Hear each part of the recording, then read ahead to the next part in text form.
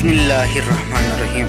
दोस्तों आज के वीडियो में अस्सलाम वालेकुम दोस्तों, आज के वीडियो में हम आपको बताने जा रहे हैं कि पाकिस्तान की नई जो पेट्रोल और डीजल की नई कीमतों में वो की गई वो बताने जा रहे हैं कि नई कीमतें बताएंगे।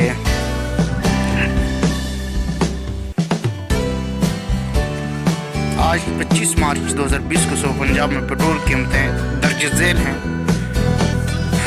पेट्रोल फी लीटर 96 रुपये 58 पैसा पर लीटर है। पेट्रोल की कीमत डीजल 107.25 पर लीटर डीजल की कीमत। पेट्रोल की कीमतों में 15 रुपये की कमी कर दी गई है।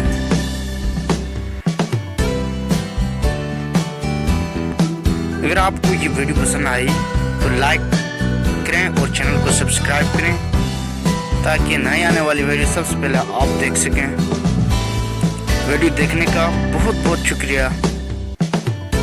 नेक्स्ट वीडियो तक अल्लाह हाफिज़।